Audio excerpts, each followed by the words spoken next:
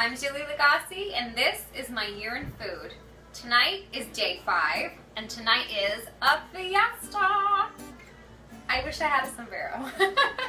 Tonight's super easy. It's somewhat healthy baked nachos. And really, I don't eat cheese, so half of it's going to be very healthy, and the other half is going to be a little less healthy. So come, let me show you what we're going to do. We have some beautiful blue and yellow corn tortilla chips, naturally gluten-free, fab, and they're not very salted, so it's great. I've got a big old tray that I have just lightly sprayed with just cooking oil. That'll help us keep everything kind of non-sticky. I just did a bunch of ground, really lean ground turkey. You could use beef, you could use pork, you could use none at all, whatever you want. And literally all I've done is do a little bit of onion, cilantro, the meat, and a little can of enchilada sauce, which is, you want to look for a gluten-free one. Dump that in, let it kind of simmer long, that's all you're doing. We have cheese for half. We've got some lovely, beautiful jalapenos. We've got some green onion. I love a lot of green onion. And some beautiful homemade pico de gallo. So we're gonna bake these up, assemble them, bake them, and then I'll show you kind of what we're gonna top them with. We've got a homemade guacamole that we did. I did a cucumber radish ceviche thing. I don't know how that's gonna turn out, but hopefully it'll be nice. That'll be on the side, and some other bits. So let's get assembling. So I'm just gonna take a layer of these.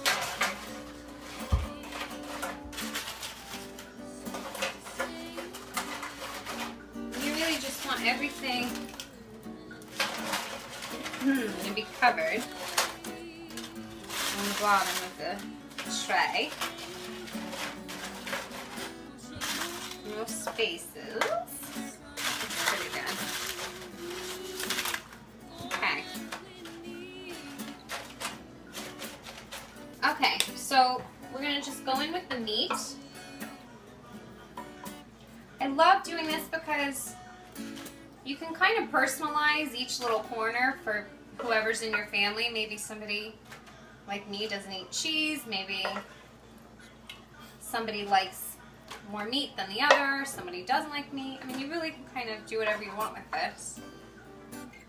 It's a fun little meal. You serve this with a nice salad and you've got a beautiful dinner, really.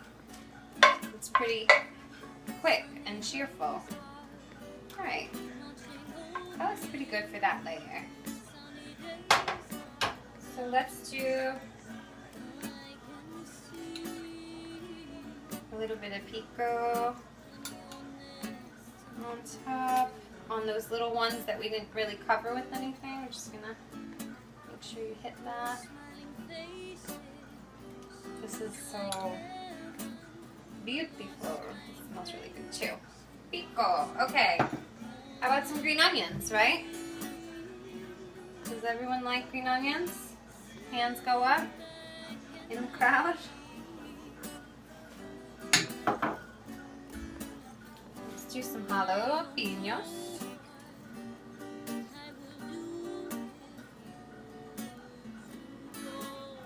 Just kind of scattered.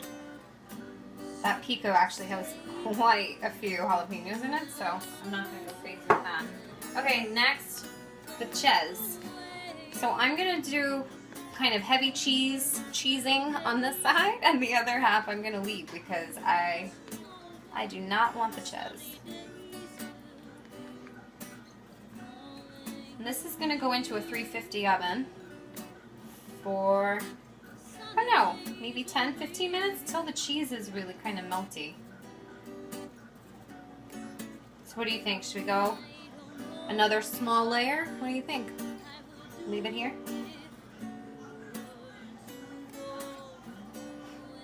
Well, you can keep going. I was gonna like build this mound of nachos, but that's obscene, isn't it? Don't do it. My cameraman's saying, do it? What do you think?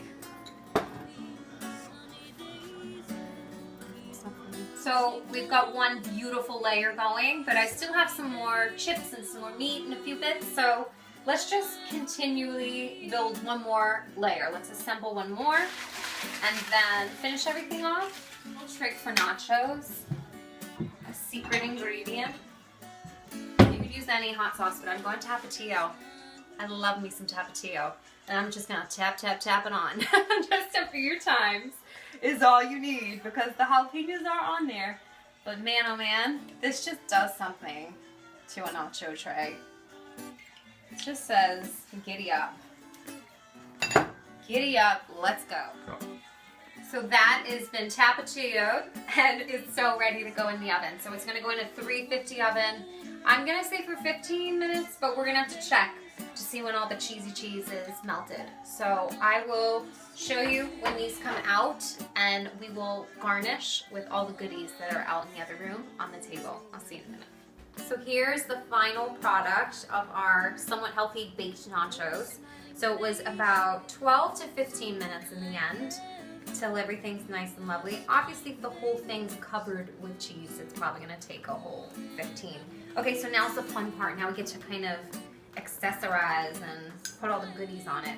So we still have more of that pico de gallo, that homemade pico. I'm just gonna again drizzle some of that all over top. So beautiful.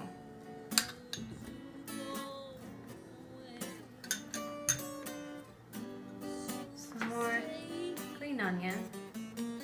Oh, runaway. Why do I always have runaways in my videos? I love a bit of fresh cilantro. I just think fresh herbs on anything add a nice bit of freshness to the dish. Literally. So that's good. Sour cream, not for me, but for my cheese lover cameraman back there. Put big old dollops and then they can kind of, people can pick.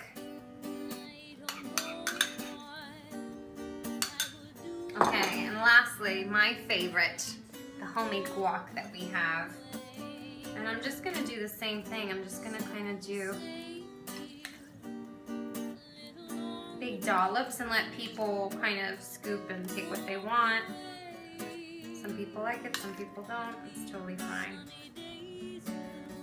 So that was pretty yummy. This was my radish ceviche that I made. It's just fresh radishes, cucumber, a little green onion, cilantro, salt, pepper, and a bit of lime. Just something to kind of freshen up all the heaviness that is the nacho. Nacho mama. Nacho mama's not nachos. So here they are, a thing of beauty again. This is day 5 of my year in food. I'm Jilly Lagasse. Thanks for watching and have a great night. Happy eating.